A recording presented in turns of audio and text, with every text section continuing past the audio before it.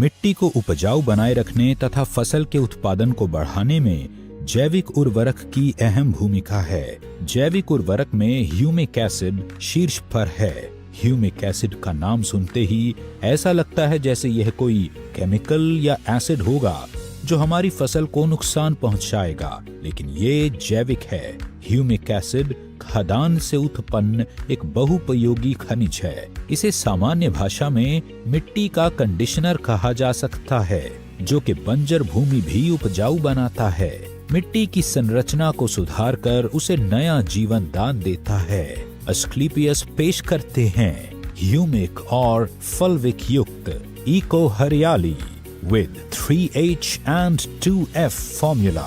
फसल का उत्पादन बढ़ाने के लिए हम जो फर्टिलाइजर्स और पेस्टिसाइड्स अपने खेतों में डालते हैं, उसका केवल 25 से 30% ही पौधे मिट्टी से प्राप्त कर पाते हैं। शेष मिट्टी में ही रह जाता है।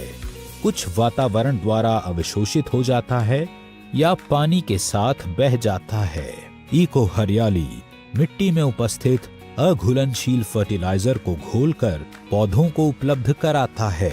इको हरियाली का सबसे महत्वपूर्ण कार्य है मिट्टी की गुणवत्ता में सुधार करना, उसे बुरबुरा बनाना और उसके पीएच को संतुलित करना, जिससे पौधों की जड़ों का विकास बहुत तेजी से होता है। पौधों की जड़ों का विकास होने से मिट्टी में उपस्थित मिनरल्स और विटामिन्स पौधे के लिए उपलब्ध हो जाता है, जिससे पौधा स्थिर रहता है। इको हरियाली प्रकाश संश्लेषण की क्रिया को बहुत तेज कर देता है, जिससे पौधे की पत्तियों में हरापन आता है। ये पौधों की शाखाओं में भी वृद्धि करता है। इको हरियाली पौधों के फूलों की संख्या को बढ़ाता है, जिससे फसल की उपज में 25 से 30% की वृद्धि होती है। यह फलों के साइज को भी बढ़ाता है। इको हरियाली मिट्टी में प्रजनन